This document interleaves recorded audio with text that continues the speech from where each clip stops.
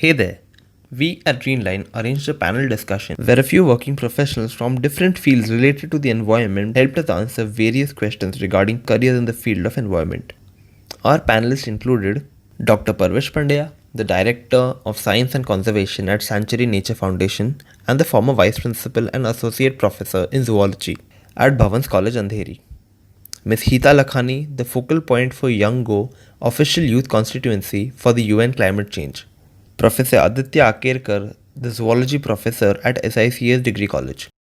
Dr. Aparna Pandey, research and sustainable program manager at RUR Green Life. Ritvik Rao, the co-founder of Sampurna Earth. Pradeep Chogle, an independent researcher working with several research projects including Intertidal Marine Biodiversity of Maharashtra and Olive Ridley Turtle Conservation Project Ratnagiri. Dr. Sanjay Joshi, the president of Paryavaran Dakshita Mandal and former zoology and environmental science professor. Thank you all for being here with us. The very first question that is asked by most students is like, what are the essential qualifications and which are the good institutes available, for a career in environment? Sanjay sir, would you like to start? Yeah, sure. Well, thank you so much for this opportunity. It's really a Thank you, wonderful sir. thing to have a interactive session on this very important topic on green careers. Because everyone, while selecting a particular course, would definitely think about the future ahead. And when it comes to the environment, the people are quite apprehensive that what is going to happen in future. So obviously, yes, the question that you asked, what is the qualification? I would say, in my viewpoint, the most important qualification is you should have a passion and dedication for the environmental cause. And whether you're from arts stream, whether you're from commerce, whether you're from science, it really doesn't matter much until and unless you have that passion within you. But yeah, to be more precise and on a formal side, it depends upon at which point you're going to choose your career. If it is after graduation, then there are so many avenues that are open, and minimum requirement I would say is graduation. Yes, minimum requirement. Anyone else would like to add on that? Any of the panelists? Well, I'll just add to that. Uh, what happens in India is that most of these courses, which are offered by several institutions which are spread across the Indian subcontinent, they are master's degree in science, which is MSc. And because it's a master's degree in science, the basic requirement and eligibility becomes a bachelor's degree in science. In some of these environment related courses, they require a biological background. In many others, they say that graduation, which means a BSc in any subject in science, is also an eligibility criteria. There are very few courses which are available in India, which, like abroad, like in UK or Australia, where you have an MA degree course in environment and so on. Because I have a lot of students who approach me and ask me that we are not from a science background. We have done a bachelor's in arts or a commerce. So how can we pursue a postgraduate course in environment? For that, my answer is that in India, there are very few courses which can be taken up by students from non-science background, and that becomes a little difficult. On the other hand, from full-time courses, there are also part-time courses. There are also distant education courses which are available at IGNOU, at Sikkim Manipal University, and several others, where one can do a 2-year course, a postgraduate course, again in environment, biodiversity, wildlife, and so on. And there, the eligibility criteria, again, in most of them, is a basic degree in science. In a very few of them, you can take arts as the background. Okay. Any other of the panelists would like to add on these points? We have two really experienced professors who have given their points right now. Hi, I would just like to add. So I absolutely concur with both the sirs that were spoken. More so, if I've just like to take my example, the three of us started Sampoorna. None of us had any formal education in environment. We did our masters in social entrepreneurship from TIS, and all three of us just had interest and inclination to do something for the environment and alternative energy. And my personal belief is you don't need a degree or a formal education. If you have it, it is a plus point.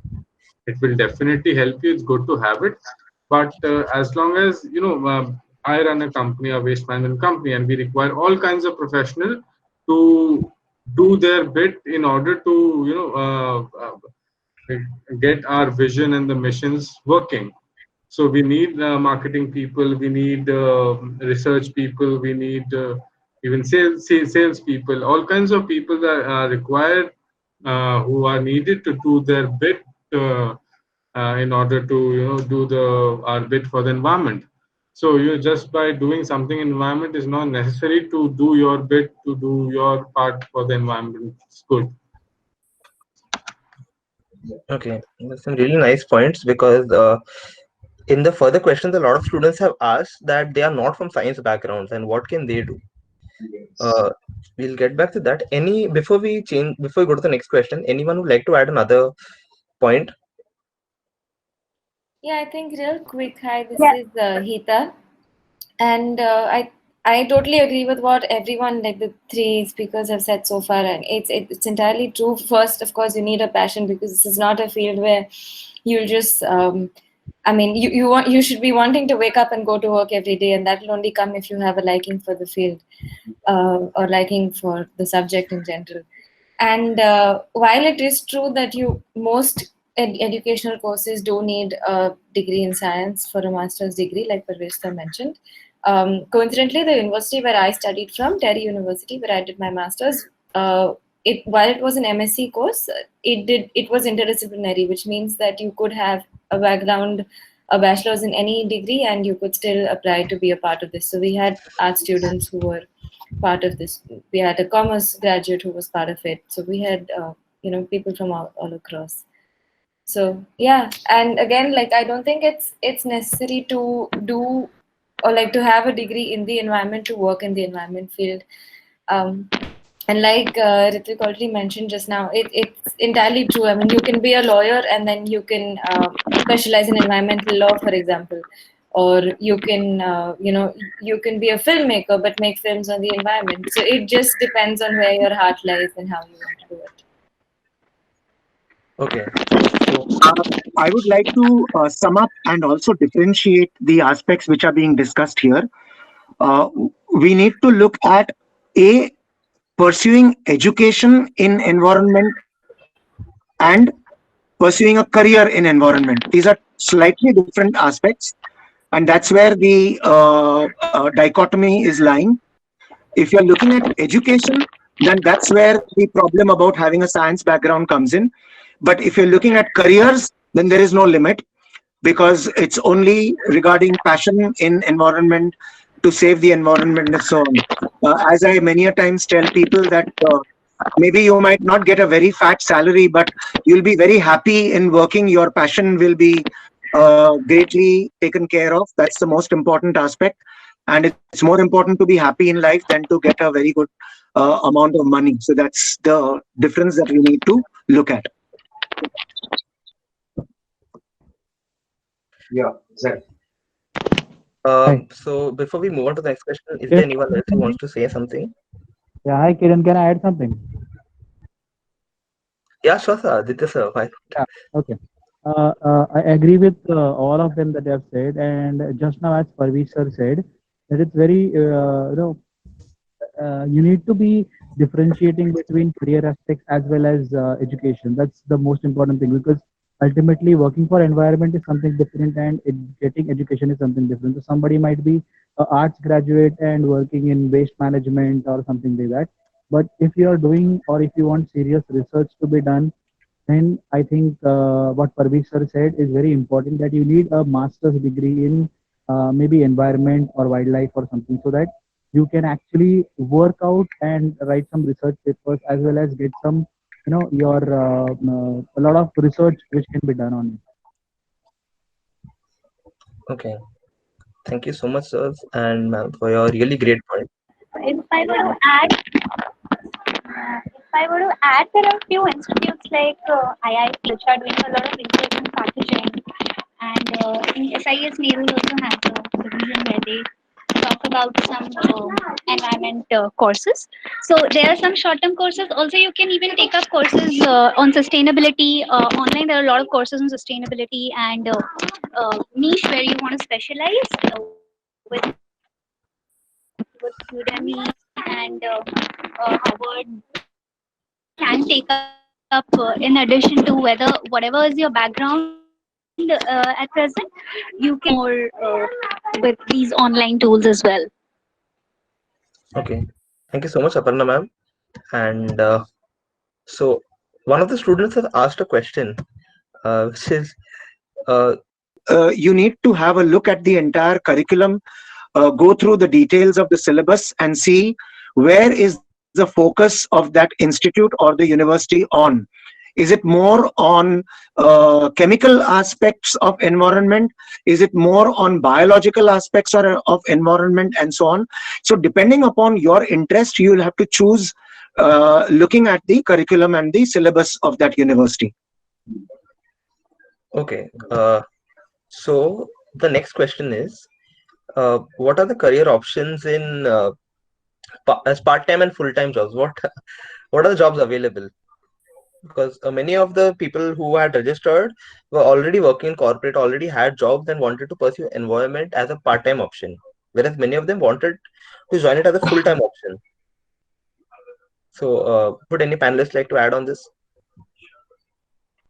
Yes, sure. Why not? So there are. So this is Aparna. I was myself has pursued my PhD in microbiology from Bhavans College, and there are lots of plethora of options. While I was writing my thesis, I wanted something to distract myself, and so I joined Aligarh Green Lab as a part-time venture, where I was doing, developing content and understanding the process cycle, the compost and how it happens. So we are mainly into waste management sector. So my expertise of doing the R&D was very useful for this startup, which was scaling the whole composting, and I played a very key role in scaling up from a single kg of waste being managed at home to now a society of say 300, 400 families catering to causes where the waste generation pattern is different and the waste I mean the environment are different. Like we have composters in Himachal Pradesh to understand the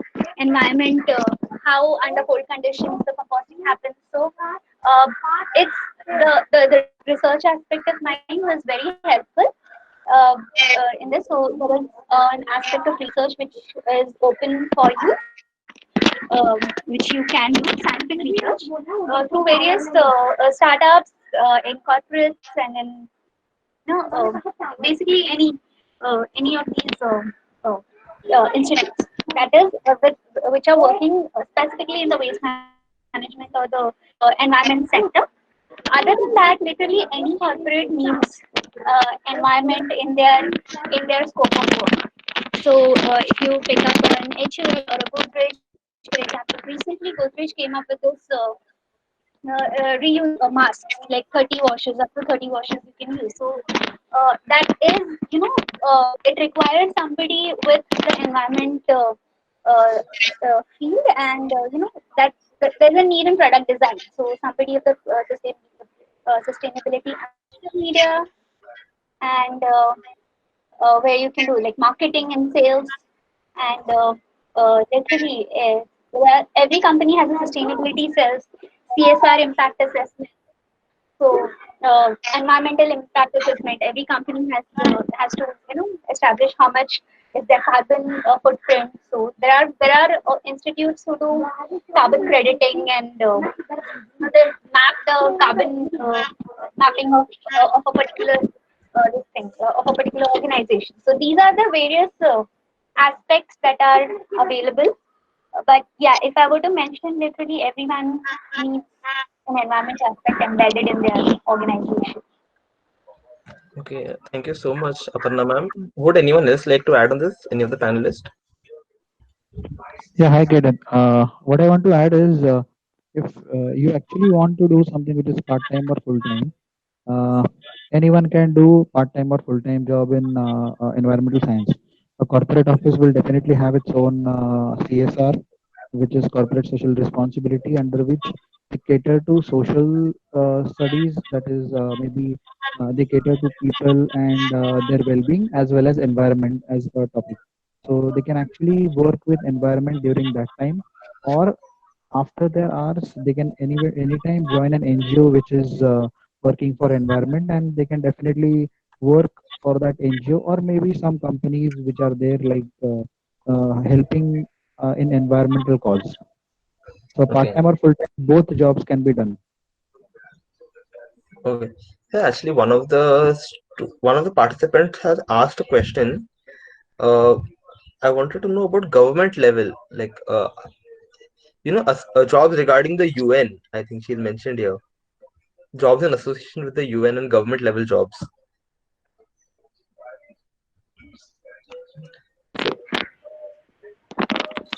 I think Hita would be the best person to answer. Yeah, even I was supposed to. I was about to say that. Yeah. Okay. So, I don't work with UN, but I am part of various youth constituencies within the UN system. But so the UN has its own a website, careers.un.org or something like that you can look up, that they have openings where they place placements from across the world that they have, and it gets updated every few days as in when new things come up. So that is one way where you can check out, like for UN.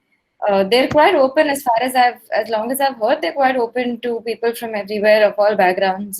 They just need to know that you can, unless there are very clear specifications that we need a graduate in so and so degree, I think they're more or less quite open to a lot of people. Within the government in particular, I'm not too sure. Again, like the government has its own like they give out career notices, etc. I've never actually been part of that system, so I don't have too much on how I can offer to work with the government. Okay, I'll answer that. See, the government of India has got a Ministry of Skill Development and Entrepreneurship, and they have launched the Skill Council for Green Jobs. It's a Skill Council for Green Jobs. Yeah. May I continue? Yes, sir. Yeah. Yes, sir. Sure.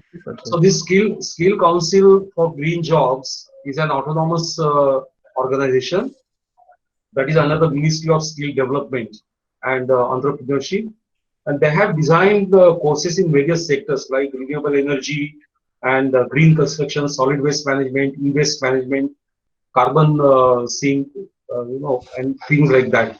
And they have a lot of wider applications, and they have tied up with the industries so that the students who are taking these courses with them can be employed. So government has taken quite certain initiatives, and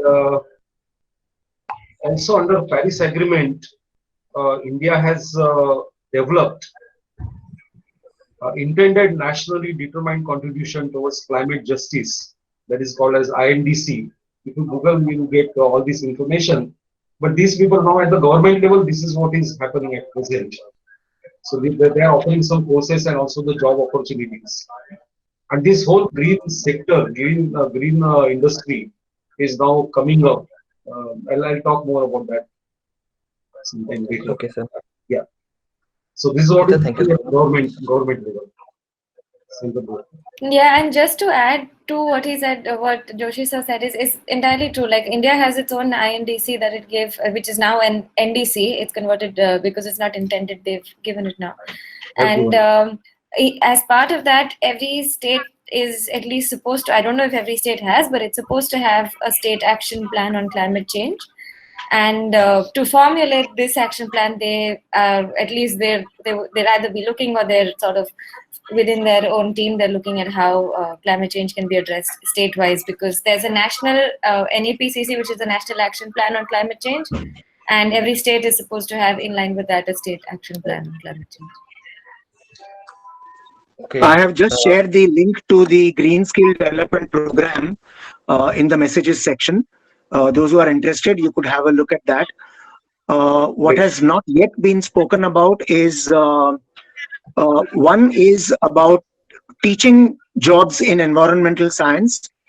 Every college in India needs teachers to teach environmental science at undergraduate and postgraduate levels. All international schools, whether it is Cambridge or International Baccalaureate or the American course of advanced placement, all of them have environmental science teachers. And by doing a master's degree in environmental science and by doing a teacher's training program, one can get jobs in these international schools, and then you can keep hopping from one continent to the other by taking up jobs every 2 years in different countries. So there's a good demand for environmental science. In fact, even in India, the international schools are looking out for teachers, but there are no specialized teachers in environmental science.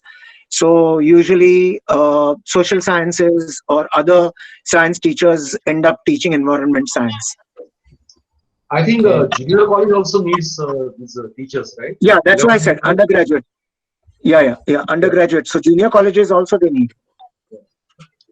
It's a compulsory thing in junior college right now. Currently, they need to make their own projects every alternate semesters, and environmental science teacher or environmental subject is a compulsory subject now. Thank you so much, sirs, for your points and ma'am. So there are a few questions from the participants. One of them has asked, this question is to Hita, saying that she wants to know, like, how are you associated with the UN youth constituencies? That's an interesting question. So briefly, my story on how I got associated was that I went to COP21, which is the conference by the UNFCCC, which is the United Nations Framework Convention on Climate Change. COP21 took place in 2015, and this is where the Paris Agreement was signed. And that's when I got introduced to the youth constituency of the UNFCCC. And I joined their mailing list. I kept in touch, and then I eventually went for like a few other conferences within the UNFCCC. And I was more and more in touch with the youth constituency. I did some work with them. I joined a few working groups, and I think that's just like constant, engagement with them is what led me. And now this year I got elected as the focal point. So there are 2 focal points that get elected every year, one from the Global North and one from the Global South. So for this year, I'm one of the 2 focal points for the youth constituency, especially within the UNFCCC, that's the UN climate change body. So that's how, that's my story in short, if that was your question. I'm not sure what else you wanted to ask. Okay, so I think we can move on to the next question. One of them has also asked about CSIR jobs. How do we apply for a corporate CSR jobs? Anyone like to add on that? There is nothing like a CSR job. Basically, CSR stands for corporate social responsibility, wherein every corporate sector needs to do programs for the society, and that is they are giving back to the society. Usually it is 2% of the profit that the corporate has to invest and give it back to the society. It could be in the form of social work to underprivileged people, in education, in donations to old, for reformation, rehabilitation, environment, biodiversity enhancement. There's a huge kind of variety and diversity available as to how the corporate will be giving back whatever they have earned to the society. Usually, this also involves participation of their own staff members, whereby they do team building, as well as the human resources, HR department of the corporate sector involves the staff and they get in touch with the society and regularly monitor or regularly interact with them and spend a lot of money so that it is beneficial for their staff to be involved in a non you can say working atmosphere with the society, and the money is spent for the society in upliftment or creating livelihoods. There are several varieties of programs which the corporate can decide where they want to do.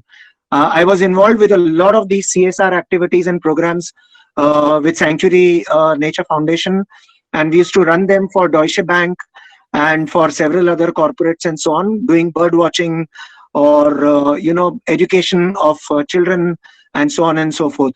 The Wildlife Conservation Trust also runs several CSR programs around buffer zones of tiger reserves and so on, where people who are from varied backgrounds help in environment education and in education of the tribals and people living in the buffer zone areas and so on.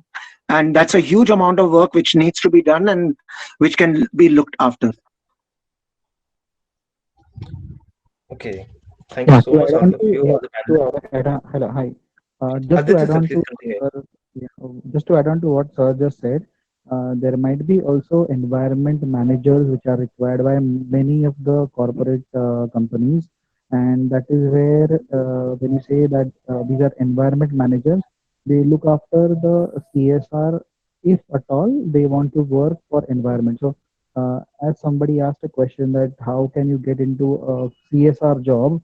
So some of the companies do hire specialized CSR, what do you say, executives to be working on that level. Yeah, that's right. Okay. Okay. Thank you so If much. I were to Anyone summarize, else would like to yeah, add? I would like to add here. So skill set wise, firstly there are two components. One is the CSR, that is the corporate body who is going to provide the money to the bring the money to the society. And the second component is the executing body. So there are certain norms that the corporate cannot really use their own money for. Like for example, if Godrej is giving CSR money, so they would rather want to primarily invest in non-Godrej properties or somewhere in different scopes. So one is the executing body and one is the person who is giving out the money.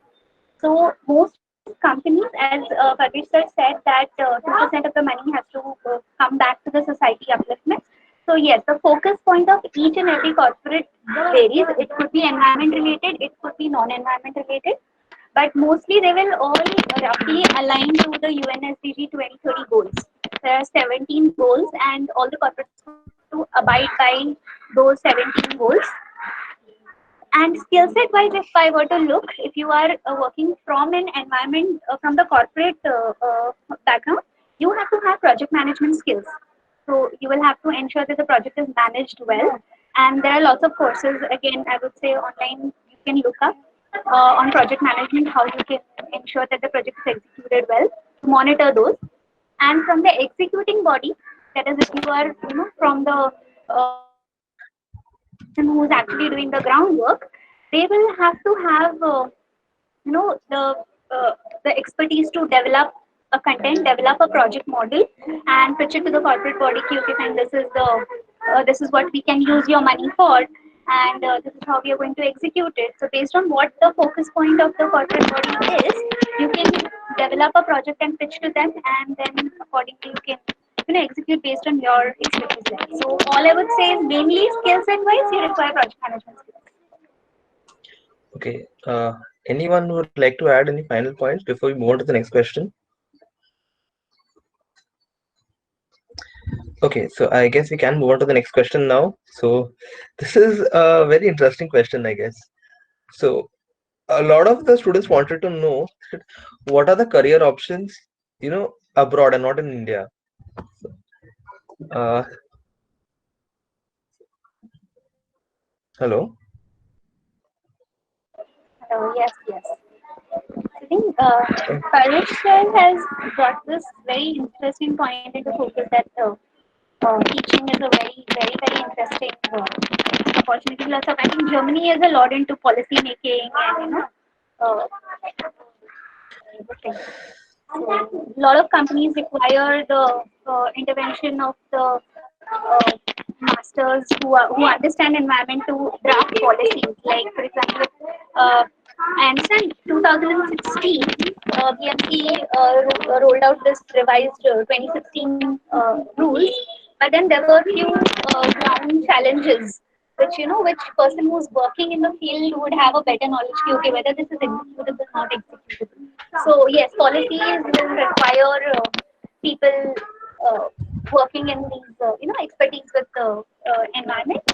So any country would have the Okay. that's one of the So another one Again, of the again, yeah. Again, it depends upon whether you want to go for higher education to pursue your career in environment further. Then there are so many universities in all different countries, especially Europe and Canada and USA and even China. China has quite a good number of universities which are offering higher education and even PhD, for research also in the environment. And if they are looking for jobs in the field of environment abroad, then I have no idea. I mean, it's they need to earn some degrees over there and get some credits, and then only they can look for the jobs. But for higher education, of course, yes, there are so many universities which are offering these courses. Yeah. Yeah, for higher education, even in India, many institutes do offer postdoctoral as well as PhD courses. I would like to say that, especially all across India, right from north to Kerala, there are a lot of institutes which are offering postdoctoral in environmental science. Okay. Yeah, and actually, I'm not a panelist, but I still would like to add.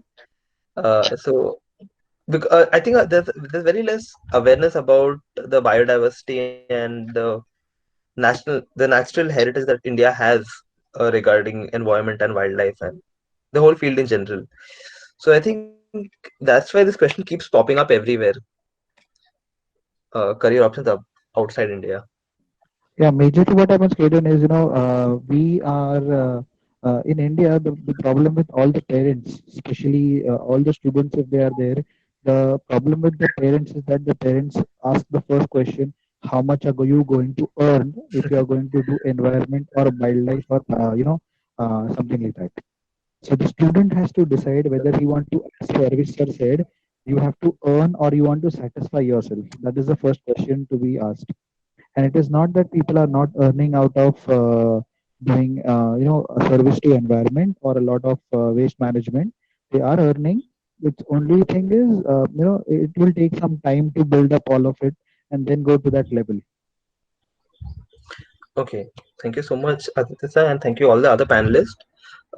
So I there is just want to add that there is now so much of environment impact assessment, both rapid as well as detailed, which is being done.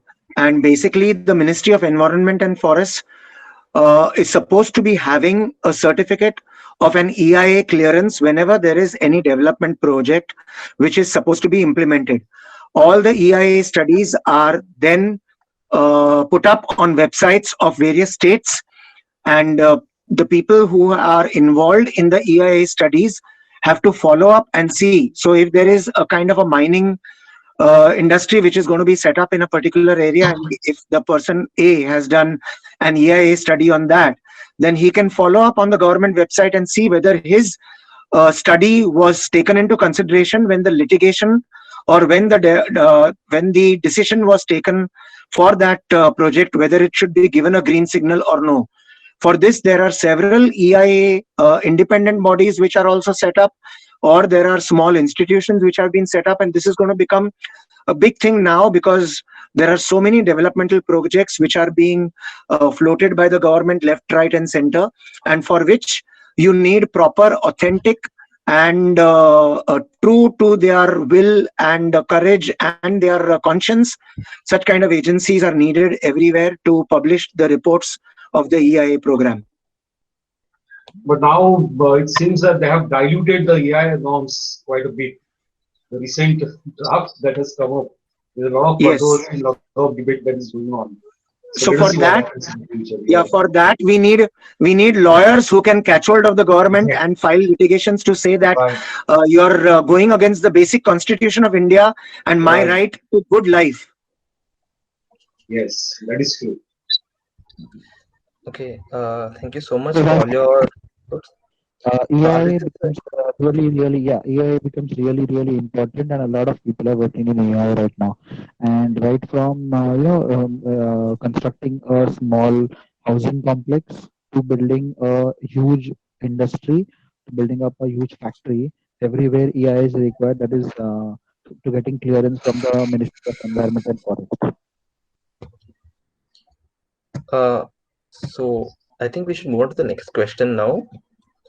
And so the next question is no, it's not just one question, it's a series of questions. So what are the scope of environmental opportunities in the field of the first we have geology. So what are the opportunities in geology as a field? If anyone would like to add to this. Yeah, geology is quite a vast subject, and the people, especially the corporates and many consultancies, need qualified geologists, especially those who are working in the field of water management. In water sector, geologists are sought after quite a bit. There are many companies in India which are taking the projects like rainwater harvesting or groundwater studies, hydrological surveys like geohydrological studies, and they need geologists. They are very desperate. I came across so many people asking me whether you know anyone from geology, and please send me and all that. So there is a great demand for geologists, especially in this water sector. Yes, in government as well as in private sector. Okay, thank you so much, sir. Anyone would like to add Yeah, to that? as I said, geology is required for a lot of various areas. As Sanjay sir rightly said, that for water management, geologists are required. Also, a lot of geologists are required for petroleum deposits. They are required for finding out various other, if when AI also they are required, because if you are constructing a bridge, the geology of that area is also required. So a lot of people require geologists for various different reasons. And every company which is working in the field of environment, not necessarily protecting the environment, they also require geologists. Okay. I think we should move on to the next point now. Thank you so much for your inputs. This is slightly complicated and generally considered the total opposite of environment. So someone has asked in the field of economy, and they've mentioned circular economy. What are the options in circular economy and careers in environment? Would anyone like to add?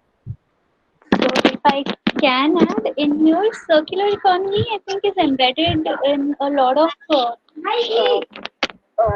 organizations, especially in product design. You have to ensure that the circle is shortest, the radius of the economy is shortest. Like you don't have to invest much in the virgin product, and you have to optimize your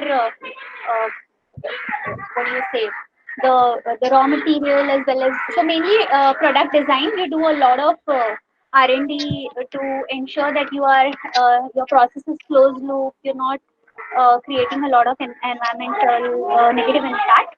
So yes, mainly I would, if I were to look at it, mainly in product designing and logistics, these places you would be, there will be scope for circular economy.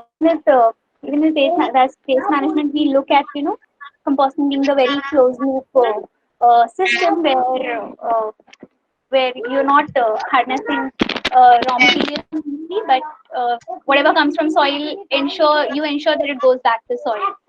So mainly Okay. product design. So this Hi, I would add. Sorry, please go ahead. So please continue. Just wanted to add just waste management perspective to the circular economy, what we do as a company and like not just us, others as well. When in waste management, it's always an idea to whatever thing is generated from the earth, the life cycle should be cradle to cradle. Right now, everything is cradle to grave. There's a linear system where something is produced and it is at the end dumped at a particular location. And that is the end of cycle for that material, which is not the ideal case. The material should be uh, fashioned in such a way and used in such a way that it is again used back to something useful. So, like we propagate the recycling of materials. Like ma'am said, that everything that is produced should go back to the earth, like in the form of manure, if when it comes to food waste.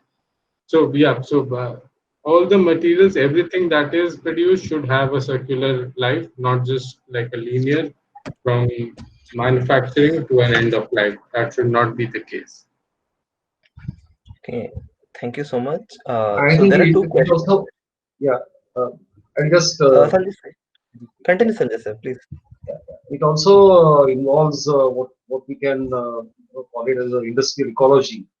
When you have a cluster of industries at one place, one industry's byproduct, which is going to be waste, can be a raw material for another industry, which is close to each other, and that way they can save a lot of resources. Transportation will be saved and all that. If they are getting raw material at the same place within the cluster, so that is also a concept that is coming up, just like the circular economy, which is a Yeah, very new concept, as against linear economy, where you don't have you have the end product and that's it. That's the end of it. But in circular economy, yeah. as it was rightly mentioned by the two speakers, you have got every product properly taken care of. That's the beauty of it. Yeah, Yes. this is a great example. If I could just give you our example. So, we are in waste management, one of the byproducts that we have is a lot of manure that is produced, to Hmm. which we do not have any use. So that is like a waste to us. But if there is a possibility of feeding that manure into organic farming or the any other kind of urban farming startups or companies of people who are trying to do it, so that could be a support for them. Yeah. That's a example of just what I mentioned. Thank you so much, sir. And so we have two questions by the participants. So they want to know about opportunities in health and safety for environmental science and jobs in aquatic environmental science. Aquatic. Yeah, aquatic, and the other one is for health and safety. So I think yeah, Sanjay sir has worked in marine life and oceanography, so I guess he can help. No, no, no. I have no oceanography background. I'm not from that. But anyway, speaking about health and safety, again, there are several institutes which are offering courses in environmental health and safety, and these people are also in great demand. Most of the companies, corporates now, it is mandatory to have environmental safety officer in their place, and they are taught about all the industrial hazards, occupational diseases, which pertain to different types of industries. And these qualified people are sought after by most of the industries because now they need it. Just like they need a waste manager, to manage the waste. This group is also in great demand.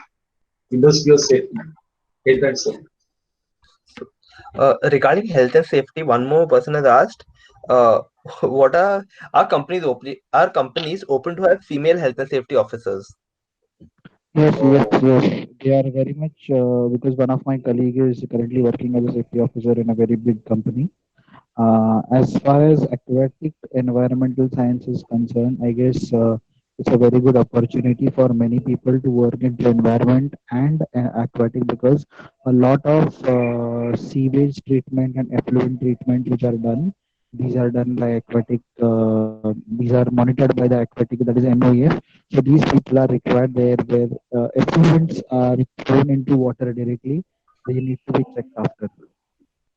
It's a very good opportunity to work for. Okay, so thank you so much. So the other two options that people have asked for are, so one is from BSc IT and software engineering. So how can they help? I guess that is a quite growing field now. But if they want to do it in the field of environment, how can they help?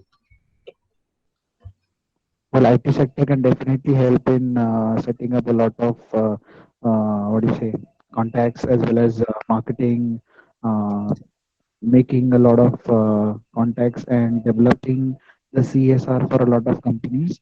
IT sector is definitely working in that way, along with the CSR that the IT companies are providing for a lot of NGOs as well as themselves working in a lot of environment companies.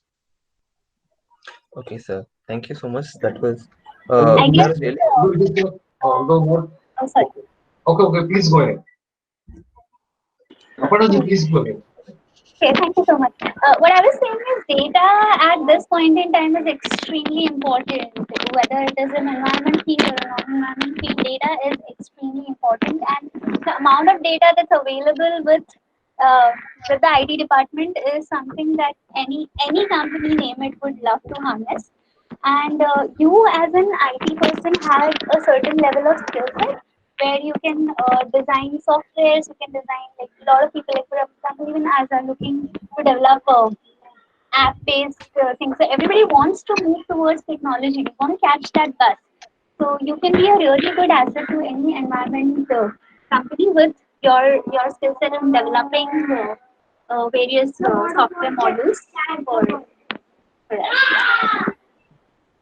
okay. I just wanted to add that as we are talking about technology, there is another very important field now, that is RSGIS, remote sensing and GIS, which is also very fascinating, not only fascinating and challenging, but it also has much wider applications. And there are institutes which are offering courses in RSGIS. Okay.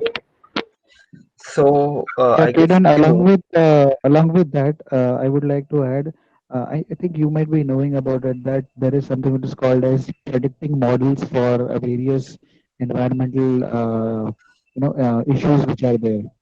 So a lot of models can be created by IT companies to predict what could happen to a national park or a sanctuary, or maybe rainfall pattern or farming pattern. So all of these are required, and wherein the IT companies can develop it. okay. Hello. Okay, that's a very nice point that you said, sir. Hello. I guess hello. I can give you answer about the in IT and the aquatic biology. Yeah, sir, please go ahead. So there is a lot of opportunities in the field of info after you completed your masters in information technology, because recent time there is a lot of different kind of software which are using to understanding the biodiversity except about the environments. And if you are interested means if you're interested to shift your career after completed BSc IT or MSc IT, so you can completed one small crash course about bioinformatics, or if you are interested working with taxonomy, then you can study the different type of the GIS and the GPS systems. And if you are interested to know about how this kind of information technology which are useful to understanding the aquatic biology and the aquatic environment or the environmental science, so you can visit the INQUIS Center of India. So with that, with this different kind of software which are useful to develop the data sets and logarithm to understanding the biological scenario. Okay, that was a very nice point that you added, and I guess yeah. So we can move on to the next question.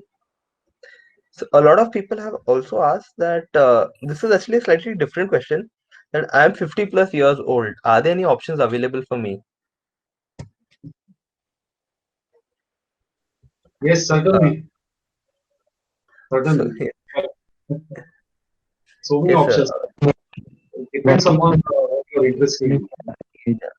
a lot of people actually had asked this because they were like, I'm 50 plus old. Yeah, as like the whole session began with the main criteria is you should have the passion for environment, the love for environment, and that's what matters. Definitely, as a 50 plus person, you wouldn't prefer going out, venturing out, but then you can always pick up the phone and ask people, motivate them to adopt various green practices. There's a lot of eco education that is required. You can draft content for eco edutainment, some programs for for for the education and awareness. Lots of awareness is that is really required at present because we are still getting to questions of what are the opportunities abroad when India itself has a range of opportunities available right now, and we really need to act here. So yes, developing the backend awareness content that you can do, you can be involved with data management and there's a lot of reading to be done. There's a lot of blog writing that is to be done, and website development. Lots of stuff that you can do from the comfort of your home. That Okay. be involved based on your skill set. So, Of course, I have a one, very rare case of a student joining after 25 years of gap after his BSc course, which happened in Bhavans. Caden had one of his senior batchmate who just completed his master's degree in biodiversity. So there's no end to education. You can rejoin at any time, no problem at all. Yes. yes, sir. Vikas, sir. And the best part is, a person who's 50 plus has got 50-year experience, which is already required, always required. Totally, that's an asset. Okay. So the next question is conservation and awareness. So, if anyone has from like, what are the options in conservation and awareness?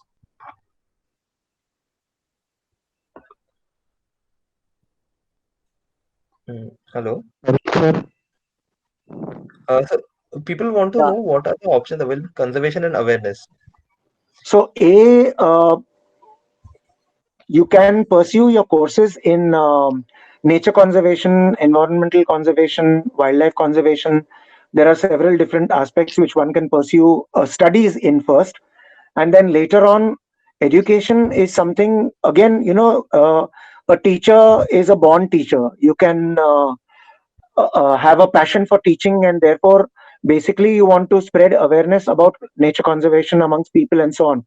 So again, as Aparna said earlier, you could have a degree in mass media, or nowadays in the entire social media, electronic media, and so on, which you can use all your own and expertise in spreading awareness about nature and wildlife conservation anywhere. So again, passion is what is most important. You can pursue a career. You can even get job opportunities. And there are one important example I wanted to give earlier also is that several people work in Indian corporate sector as well as NGOs in India, and then get picked up by environmental agencies abroad, and they shift their residence from here to abroad. It's purely because of their passion in nature and wildlife and several other fields of environment and so on. Okay. Thank you so much, sir. Anyone would like Yeah. to add on that?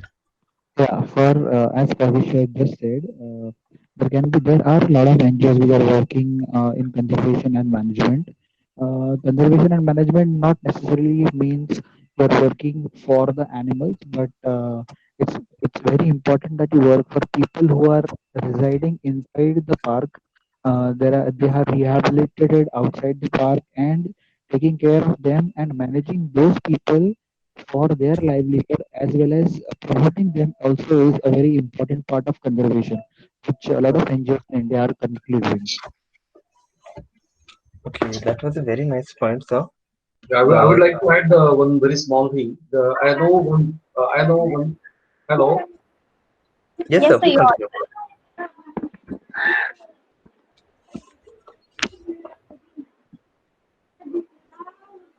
Sanjay sir, please. Hello, yes, sir.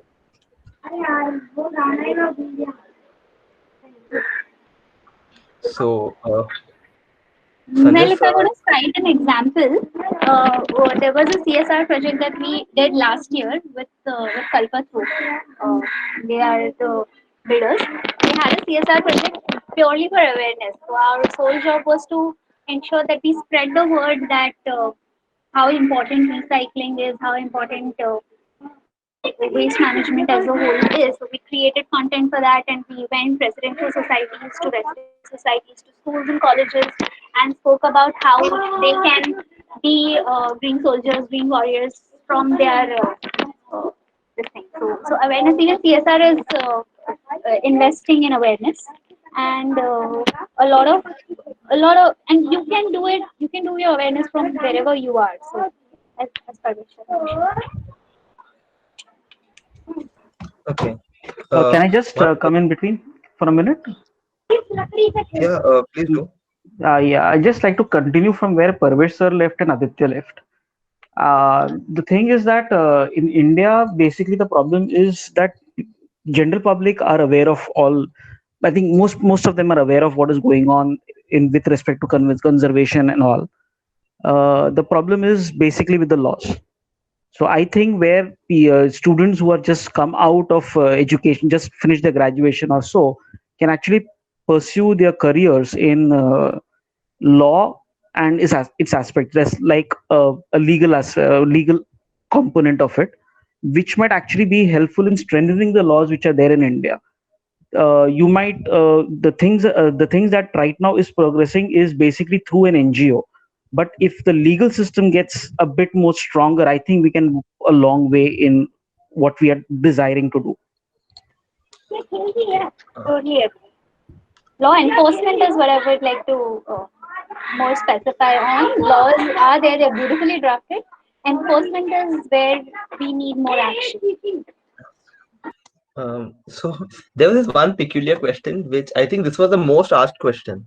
So one of many students have asked that they are from, I think they are from non-science fields or like completely opposite fields. Uh, Maybe not even BSc, IIT or anything related to science. What are the options available for them? Can anyone like to touch on that topic? Yeah, as Sir Parvi sir or even Aparna madam or Hita just and Sanjay sir also said that there is nothing like a non-science. Everything is science, I guess. Everyone who wants to work in the field of environment can definitely work. So that is where we were just discussing that they can work with an NGO, they can work with the corporate companies. Corporate companies basically not IT, just IT, but they are also advertising firms which are there, which are BMM, BMS students working there, and these people can also be a good marketing agencies wherein they can actually work there and work for the cause of environment. Okay, thank you so much, Aditya sir. Apart from that, I would like to extend further. One can get into creative writing. One can get into environmental photography, mass media, theater, filmmaking, environmental journalism. There are so many aspects. Economics itself is a huge area which people are looking at in environment and wildlife. So there is no restriction that you need to be only from science background. Yes, of course, analysis part is basically a scientific approach towards environment, but there are several other sectors which one could specialize in and get into environment. Uh, Thank you so much, sir. Actually, I apologize that we have extended the time, but so if the panelists, if you guys wish to continue, please stick around with us because this discussion seems to head in a very fruitful direction. And there are 3 or 4 questions left. So thank you so much. Please finish those questions. You can ask the questions, no problem. Okay. So one of the question is how this is a very dynamic question. Like how will the sector evolve post COVID?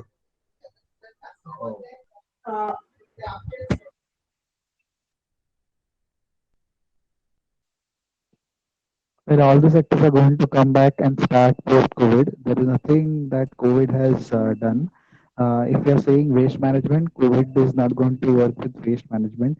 If we say wildlife management, the COVID is not going to affect wildlife management. If we say environment management, the COVID is not going to affect environment management, because ultimately you are going to need water, and water management is required. Soil management is required. Waste management is required. So COVID is not going to affect anything of it. I don't think so. If other panelists would like to add to it. If I were to But I believe sorry, please go ahead. Yeah, please. continue.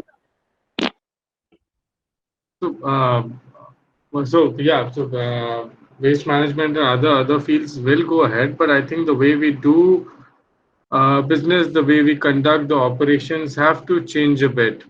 First of all, there has to be a greater push towards, like we've been saying it, the most common statement that you hear in waste management discussions is the lack of segregation. And everybody knows the benefits of it, why we should do it, but still it's not done. So, but now, post COVID, this is a challenge I am facing, and I'm trying to find solutions to it on a daily basis. How do I let my people who at the end of the day would put their hands into the waste and are at the greatest risk, because you'd never know where the waste is coming from, because 80% of the cases in India are asymptomatic. We won't know whether they have COVID or not. So the way we do the operations of waste management, the way we conduct ourselves at home has to change drastically in order to make sure that we do not put people at unnecessary risk and keep the workflow going. So I still how what will the exact measures would be are still not clear to me. Maybe in the coming weeks I could come to you with more greater detail on this. I'm still trying to figure it out and talk to experts and people who have some sort of experience in the area. But yeah, it cannot continue the way it is continuing at the moment. What I feel is mostly we are talking about spreading awareness about environmental problems. So these awareness campaigns and awareness programs would be affected for a while. I guess. I mean, we cannot gather people at one place and talk to them about environmental issues. At the first place, people's mentality would have been changed a little bit. That they are more concerned about their own health than health of the environment. And I think it should be contrary. I mean, we should be concerned with the health of the environment first, and then our own health. Because so let us see. Time will tell what will happen. Yeah, as all the scientists are saying, this like the other diseases which came to India and some or the other way are still there. I don't think so. COVID is also going to leave us. It is going to be there.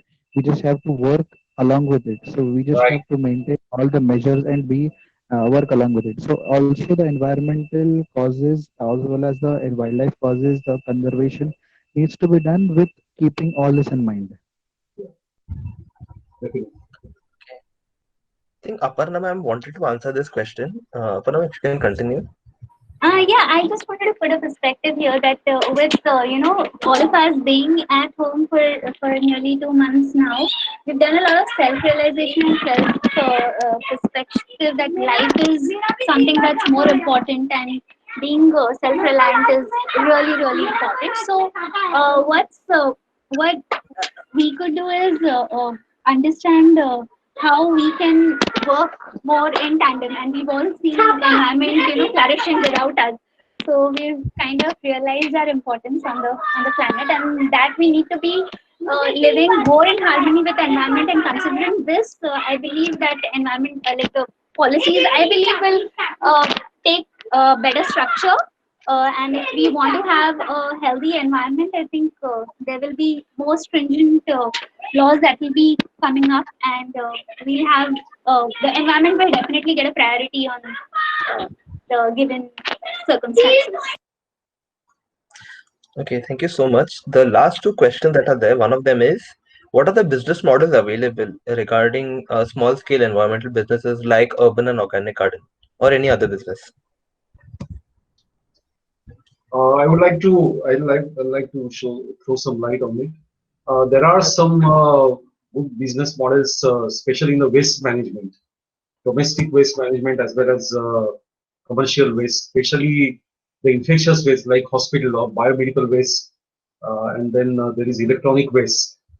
Although the rules are very stringent and you need a lot of permissions and authorizations, especially for biomedical waste or e-waste, if you want to set up your own business, it's a very good business opportunity, definitely. We are working in biomedical waste for past so many years, and it's our experience that there is a lot of potential because number of hospitals is going to increase in future also. Healthcare sector is going to increase. So it's a very good opportunity. If you are intended to have a business in your mind, if you have that intention, then obviously that is one of the areas where you can think about. Of course, there are a lot of hurdles to pass. The investment is huge. Initially, minimum investment that is required is around 10 crore rupees. That's the minimum, I would say. And plus, there would be some add-ons. Same thing with the e-waste management, e-waste recycling particularly. That is also a very good field to work in. And I think domestic management, we have the experts here or on the panel. They will be able to tell us about that. Household waste management, sorry, or MSW. Yeah, so since the question was on urban gardening, I would like to say as part of the 2016 SWM laws, composting, if you are creating 100 plus kgs of waste in a given premise, you're supposed to be doing, by law, you're supposed to be doing composting in situ. So there's a lot of compost that's being generated in a lot of these societies. So yes, urban gardening becomes one of the avenues where you can have your own startup. All it requires is you having knowledge about gardening, understanding plants, so botany and a little bit of agriculture. And if you were to look up, there are a few examples, Earthaholics and Edible Gardens that you can look up. They are, they are mainly into urban gardening, so they set up farms on the terrace, and even in your window grill, you can grow tomatoes and chilies with aesthetics. So a lot of these individuals would also want to have little garden of their own where they can get fresh produce using their own compost.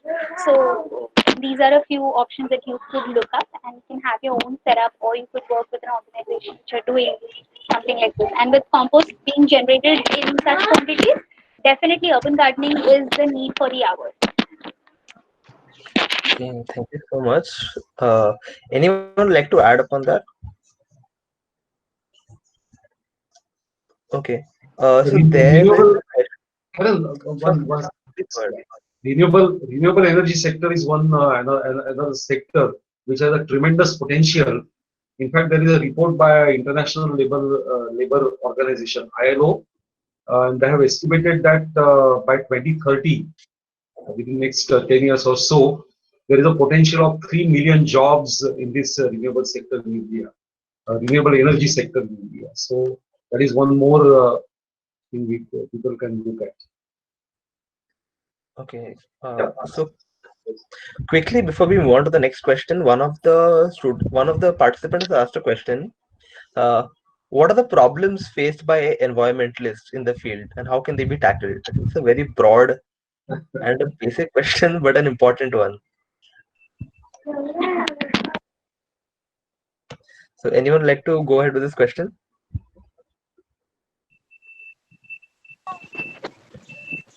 Okay, I will start with that because there will be a lot of problems which people will tell. You have to have a proper understanding and sacrifice of large pay checks that we mentioned right at the beginning, number one. Number two, there are a lot of rules and regulations in India which are one of the best in the world, but unfortunately, the execution and the judiciary part of environmental laws and rules are not done very well, and so one might get frustrated that people are not abiding. People, companies, factories, industries, ministers, and so on are not following those laws and rules up to their basic mark. Third is the general society is quite oblivious to their own rights and responsibilities towards the environment, and that takes away a lot of major chunk of individual contribution to the environment. Half the time, in India especially, you are just telling people about basic hygiene and basic existence, which is a norm in a developed society like let's say United States or Switzerland or Australia and so on. So this is one of the most frustrating parts for an environmental person. Like if there's a new rule or a law which has to be coming into existence in Switzerland, what they have is a referendum where everybody is asked through voting whether such a large scale program should be taken up by the country, by the government, and so on. Here, because people are not well educated, even educated people are ignorant, which is the biggest problem here. We can't say that all educated are literate about environmental aspects. So this is a major problem here. The other thing is that there are not many good institutes which offer good courses and programs which people can join. So if you have a passion and you join workforce somewhere, and then it might take you about 5 to 10 years to actually move to a good agency or a good NGO, or maybe go abroad and so on. So you need to have a little bit of patience and so on to continue working in your own field. One more thing is that people in wildlife, they look down at women, and I'm very annoyed with this aspect. I have so many students who are girl students and who can handle themselves much better than boys. Hita is a fantastic example of an environmental diplomat. At a very young age, she has achieved a lot. So it's purely because of the family, I can say, backing support that she received, as well as her own passion, which has taken her to several places.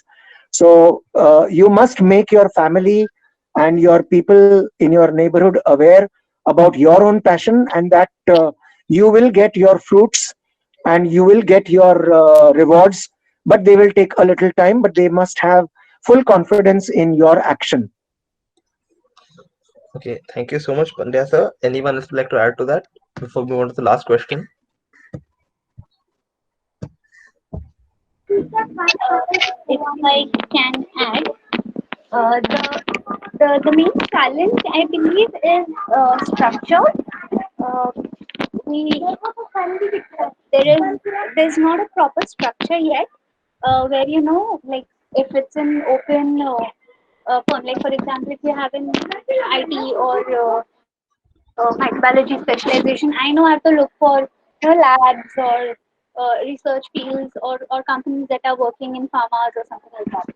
So with environment, it's everywhere, but it's not structured well. So that is the main challenge. If I were to look at, for example, if I were to look at, I got this job work and reference. So if I were to look at, structure is one, and I would have never thought of, when I was pursuing my PhD in microbiology, I honestly never thought about environment as one of my career option, and now I'm really enjoying. So structure is a challenge, and how you can overcome is, yes, by through these. I think there was a lot of brainstorming that was done today on this session, and I never had any of these opportunities available to me. So and with information available on Google, a lot of knowledge is there. So even applying for jobs becomes easier. And I would suggest you stay connected with like-minded people, like where your passion belongs. So connected with environment specialists and people who have the similar passion. Widen your network and stay in touch with people so that you can build up your career in those particular fields. Okay. So Okay. the main part in all of it is that environment and career environment is not like something like the CA does. He does his BCom, finishes the inter, and gets a CA degree and works as a chartered accountant. It's a very, very broad spectrum where you can work right from water up to air everywhere, and you can work in everything. So it depends on your ultimate goal, or we can say that how much is your passion in working for the environment, and then there is no limit to it. Okay. Okay. These are some really nice points, and I guess we can move on to the last question. So even this is a very basic but a very important question. Like, how do I find and participate in environmental initiative near me? I think I can take that bit. Yeah, please go ahead. It just, I think now with everything going digital, just look up Facebook, Instagram, Twitter, I don't know, whatever social media platform works for you. Um, you can now follow hashtags, you can follow people, you can follow organizations. So, I mean, look up what you like, look up local things, like look up, for example, in NGOs in Bombay, for example, or elsewhere in the country or wherever else that you are. And I mean, that's the easiest way. Like when people want to now either get volunteers or have a campaign or something, the first thing that people do is put it on social media. And I think that's the best way now, especially at this point in time when there's not too much physically happening in person. The environment movement has completely gone digital. I've been more busier than I was all my life because everything is online now. And you're connected to the whole world just by sitting at the same spot every single day. So, across time zones, like people are just connecting even more and putting more and more things online, talking to more people. So, yeah, I think that's the easiest way. Thank you so much, Hita ma'am. Anyone else would like to add on that?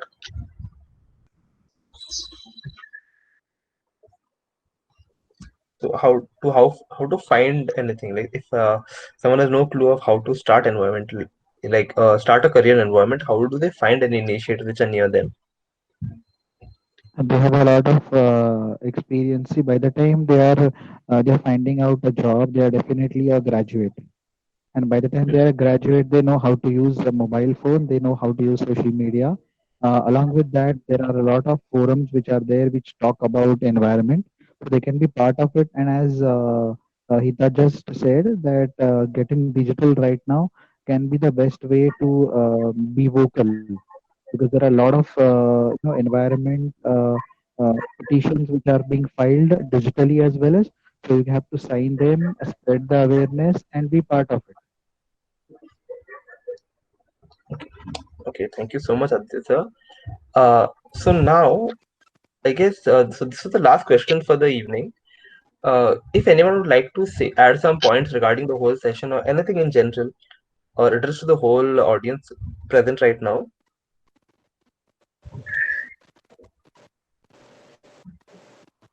No. Sorry, what's your question? I think It's actually, anyone like to address the audience something before we leave? So this is the last question is over, or Okay. I can convert into the session. Yeah, what I would feel is just follow your heart. I mean, ask yourself what absolutely. you like to do, and yeah, just be willing to take a risk and follow your heart. That's it. Okay. Also, That the best part, start from your own society. You can just start with a small initiative of waste management, the garbage management, which can happen in your own society, and then you can know that whether it's your cup of tea to do the environment cause or not. It's a simple way. okay, yes, that was a very, very nice. Okay, that is a very nice point. Follow your heart and just start from your home. Yes, definitely. I would like to add, we are talking about green jobs and green economy. So these green jobs are actually, they are at the center of sustainable development. And the very first sustainable development goal, alleviation of poverty, is can be achieved if we are able to provide maximum, if we are able to boost green economy. And governments and many all over the world, not only in India but everywhere. Especially talking about India, government is taking a lot of initiatives. There are so many plans in place, but as Parvesh sir has mentioned, people are ignorant about it. So basically, creating the green market, green economy, and green jobs are at the center of the sustainable development. And hopefully, in near future, we'll be able to see more and more of these green jobs in the field. Thank you so much. Lastly, if I Okay. were to Yeah, please continue. lastly, if I were to add is, I think we all owe to the planet. Like whether we are sleeping or we are awake, we are breathing air, and if the environment is not clean, none of us are going to survive. Whether you want to make a career in an environment field or not, we have to do our bit towards the environment. And considering that you are willing to take environment as a career, that means you're really serious about it. And given all the challenges, I think if you're passionate enough, if you are motivated enough, there's nothing stopping you. You are definitely going to make it big.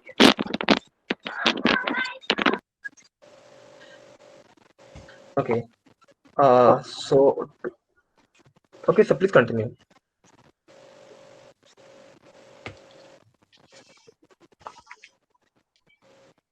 Okay. So before ending the meeting, I would like to thank all of our panelists for giving their valuable time and sharing these years of experience with people who want to make a field in the environment.